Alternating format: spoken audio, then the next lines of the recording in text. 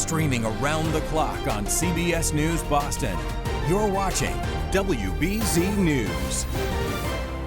Steward did, which was to run them to the point that after an exhaustive process, unlike the other hospitals, there was no hospital operator willing to come forward with a bid to continue operations of those facilities.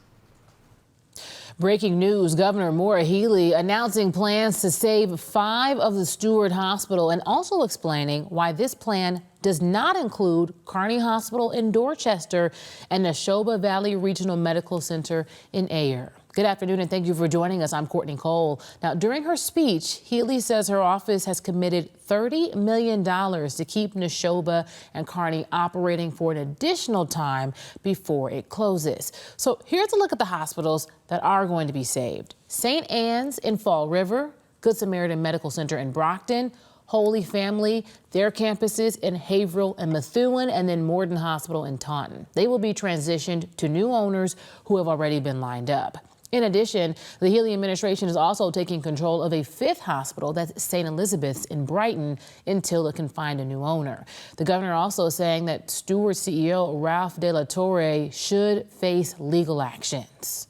Our investigation's ongoing. I'm not privy to any of that, but certainly he deserves to be investigated, prosecuted, held accountable, as do any other actors who perpetrated this terrible harm on Massachusetts. And now be sure to stay with WBZ and CBS News Boston as we continue coverage and keep an eye on the plan moving forward to keep Steward hospitals operating. Christina Hager will have a full report on WBZ News starting at 5 o'clock.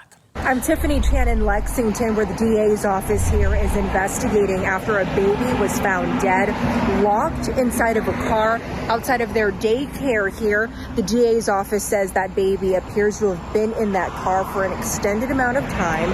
I talked to an expert about ways to prevent something like this from happening. Of course, leaving a sticky note on the dash of your car to remind you that there's someone in the back seat. There's also technology in the works, alerting people to check their back seats before locking and getting out of their car. There's also car seats with Bluetooth technology that alerts parents whether their child is still locked in. Of course, there are many ways to prevent a tragedy like this, all while the DA's office is investigating why and how this happened. This is Paul Burton in Haverhill, where the start of school is just weeks away, and sports are already underway with the threat of Triple E has parents being very cautious on when they are practicing with their children. This afternoon, new information about the Plymouth man accused of killing his father. Matthew Paluzzi is now being held without bail after facing a judge earlier today. Prosecutors say that Paluzzi had a history of criminal problems, and that's why he was living with his parents. He's accused of stabbing his own father to death in their kitchen. And as WBZ's Penny Commit tells us, Paluzzi offered an explanation to police when he was arrested. Matthew Paluzzi was on probation when he allegedly stabbed his father. He later told police that he, quote, snapped and was suffering from mental health issues. On the Commonwealth versus Matthew Paluzzi, criminal docket number 24. A tragic story with a dramatic ending. 26-year-old Matthew Paluzzi appeared in court today after allegedly stabbing his father, who was later found dead on the couch by Paluzzi's own mother. The Plymouth man was living with his parents after a 2020 incident involving an ATM drive-thru employee.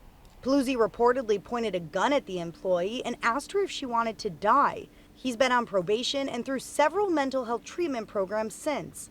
Today, his attorneys requested funds for a forensic psychologist.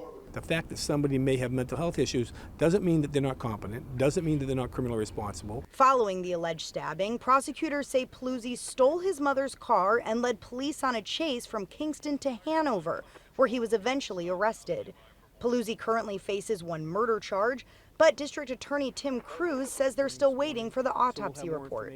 Many times you can extrapolate additional things from their autopsy results, so we'll see what that leads us. Neighbors told police they heard Paluzzi threatening to harm and even kill his parents before, but never imagined something like this could happen in the quiet neighborhood of Monument. They were wonderful parents, did everything. It's just really sad, heartbreaking. People should understand that there are things that can happen anywhere. Paluzzi is being held without bail and will be back in court October 2nd. In Plymouth, I'm Penny Commit, WBZ News. We're now turning to a look out over the city of Boston here on this Friday. Congratulations, friends. You made it. We do still have a little bit of haze in the air, but we have had that sunshine breaking through that haze.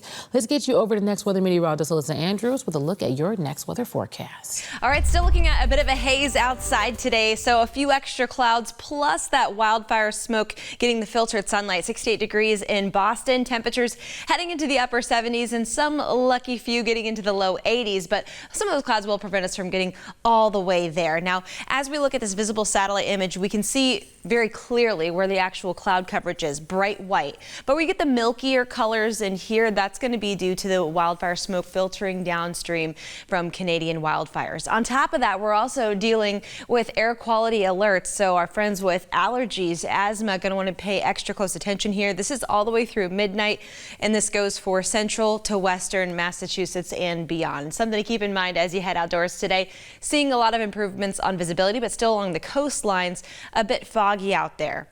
Over the next couple of hours, we'll see our temperatures rising into the mid and upper 70s, and some farther inland are going to be reaching highs in the lower 80s today. So there will be a good amount of sunshine. We are drying things out from where we were yesterday, and over the next several hours, we will start off tomorrow morning with clear skies, and then into the afternoon hours, we'll see more clouds forming back again. It looks like we have a drier weekend ahead, although rain chances still going to be around for us, but we have much heavier rain and even some areas of downpours we're going to be watching into the start of next week. So that includes both Monday and Tuesday. Potential weather alert days, we're going to be keeping an eye on that as we get closer to the forecast, and we'll have more on that here in just a little bit.